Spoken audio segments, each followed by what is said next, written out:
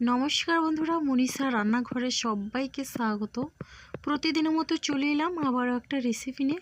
আজকে আমি নিয়ে চলে এলাম ভীষণ মজাদার একটা টিফিন রেসিপি, যেটা কিন্তু মাত্র 5 মিনিটেই রেডি হয়ে যায় আর খেতে লাগে অসাধারণ। যে কেউ কিন্তু একবার দেখার পরে খুব সহজেই বানিয়ে নিতে পারবে। তো চলুন বন্ধুরা, রেসিপিটি শুরু করে দেখে নেওয়া যাক এই রেসিপির জন্যে আমার কী কী উপকরণ লাগে। তো প্রথমে গ্যাসে একটা কড়াই বসিয়ে দিয়েছি। এবার কড়াইয়ের মধ্যে আমি দিয়েছি সাদা তেল। তো কিছুটা পরিমাণে সাদা তেল দিয়ে এখানে আমি দিয়ে দিচ্ছি জোয়ান। এবার আমি জোয়ানটা দিয়ে বেশ ভালোভাবে মিশিয়ে নেব। এখানে কিন্তু মশলাগুলো যাতে পুড়ে না যায় সেদিকে খেয়াল রাখতে হবে। তো এখন আমি এখানে দিয়ে দিচ্ছি এই বাটির 1 বাটি পরিমাণের জল। তো একটা মাঝারি সাইজের বাটিতে 1 বাটি পরিমাণে আমি জল দিয়েছি। তো এবার এখানে আমি কিন্তু স্বাদ অনুসারে লবণ দিলাম, মানে আটার পরিমাপ অনুযায়ী লবণটা দিয়ে এরপরে আমি এখানে নিচ্ছি আটা। তো যেই বাটিতে জল দিয়েছিলাম সেই বাটির 1 বাটি পরিমাণে আমি আটা দিলাম। তো 1 বাটি জলের জন্য এখানে 1 বাটি আমার আটা লেগেছে। আর আটাটা দিয়ে আমি কিন্তু বেশ ভালোভাবেই নাড়াচাড়া করে নিচ্ছি। গ্যাসের ফ্লেমটা কিন্তু মিডিয়ামে আছে। এবার কিন্তু আমি গ্যাসের ফ্লেমটা একেবারে লোতে রেখে দেব।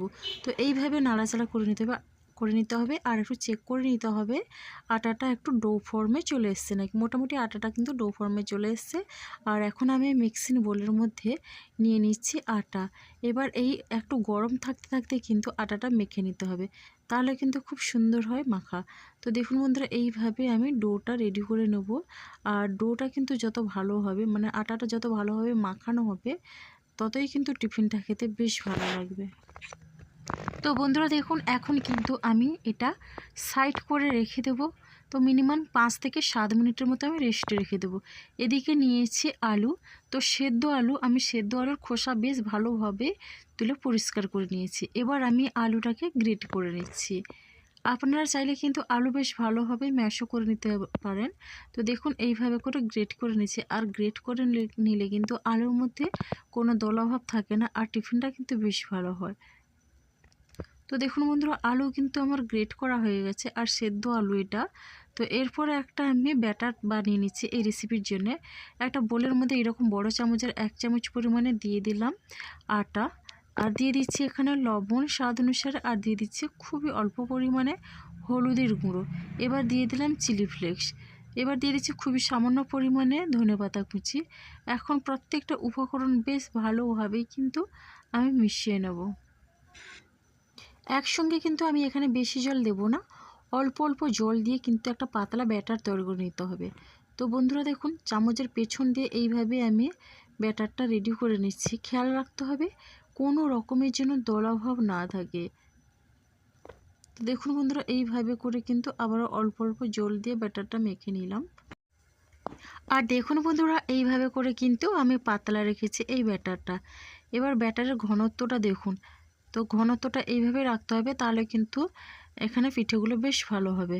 তো বন্ধুরা, এবার কিন্তু আমি বেশ ভালোভাবে মিশিয়ে নেওয়ার পরে এটা আমি সাইড করে রেখে দেব। এবার ওই টিফিনের জন্য কিন্তু একটা আমার পুর লাগবে।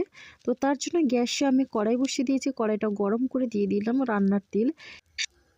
এবার এখানে তেলটা গরম হয়ে যাওয়ার পরে দিয়ে দিচ্ছি সামান্য পরিমাণে গোটা সাদা জিরে। এবার আমি গ্যাসের ফ্লেমটা একেবারে কমিয়ে দিয়ে দিলাম হলুদের গুঁড়ো আর একটু ঝাল লঙ্কার গুঁড়ো। এরপরে এখানে আমি দিয়ে দিচ্ছি জিরে গুঁড়ো আর দিয়ে দিচ্ছি এখানে ধনে গুঁড়ো। তো বন্ধুরা, এরপরে এখানে দিয়ে দিচ্ছি খুবই অল্প পরিমাণে গরম মশলা গুঁড়ো। এখন বেশ ভালোভাবেই কিন্তু আমি একটু নেড়ে এরপরে ওই গ্রেট করে রাখা সেদ্ধ আলু দিয়ে দিলাম। বন্ধুরা, এখন আমি আলুটা কিন্তু মশলার সঙ্গে বেশ ভালোভাবে মিশিয়ে নেব। আমি কিন্তু এখানে সম্পূর্ণ নিরামিষভাবে রান্না করছি, এই টিফিনটা বানাচ্ছি। যদি আপনারা পেঁয়াজ রসুন দিতে চান তাহলে অবশ্যই দিয়ে এই টিফিনের পুরটা রেডি করে নেবেন। এবার এখানে আমি দিয়ে দিচ্ছি একটু নাড়াচাড়া করে স্বাদ অনুসারে লবণ, আর দিয়ে দিচ্ছি একটা কাঁচা লঙ্কা কুচি। একটু ঝাল ঝাল হবে এই শীতের সন্ধ্যায় এই টিফিন বা স্ন্যাক্স রেসিপিটা, তাহলে কিন্তু বেশ ভালো লাগবে। এবার দিয়ে দিলাম খুবই অল্প পরিমাণে ধনেপাতা কুচি। এখন আমি বেশ ভালোভাবেই নাড়াচাড়া করে আরও 1 থেকে 1.5 মিনিটের মতো মিডিয়াম ফ্লেমে রেখে আলুর এই মশলাটা রেডি করে নেব।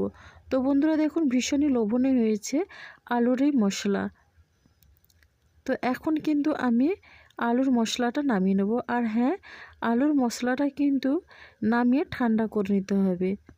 তো তো কতটা লোভনীয় হয়েছে দেখুন বন্ধুরা। এখন আমি এই রকম একটা প্লেটের মধ্যে নিয়ে নিচ্ছি আর খুন্তি দিয়ে একটু আমি এটা বেশ ভালোভাবে মেলিয়ে দিচ্ছি যেন খুব তাড়াতাড়ি ঠান্ডা হয়ে যায়।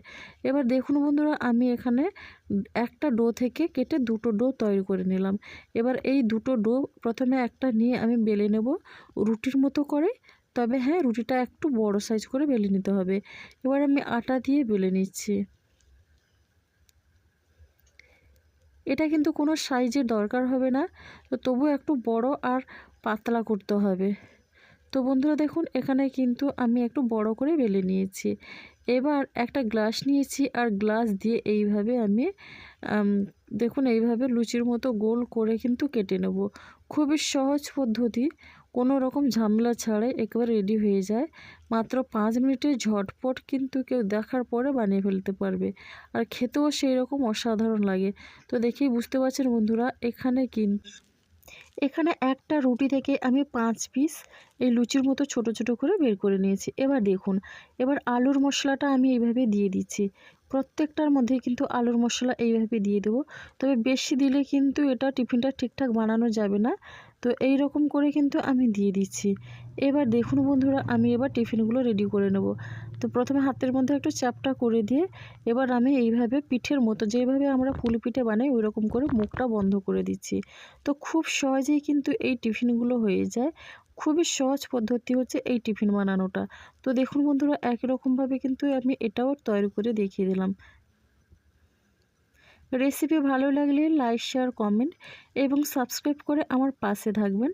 নতুন বন্ধুরা এখনও যারা আমার চ্যানেলটিকে সাবস্ক্রাইব করেননি, প্লিজ সাবস্ক্রাইব করে পাশে থাকা বেল আইকনটি প্রেস করে নোটিফিকেশান অল করে দেবেন, তাহলে কিন্তু সবার আগে আপনারা আমার নোটিফিকেশান পেয়ে যাবেন।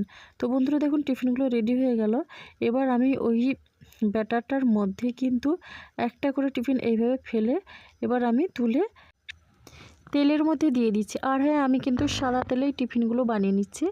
আর মিডিয়াম ফ্লেমে রেখে টিফিনগুলো বানাতে হবে, তাহলে কিন্তু ভেতর থেকে বেশ সুন্দরভাবে টিফিনগুলো রেডি হবে।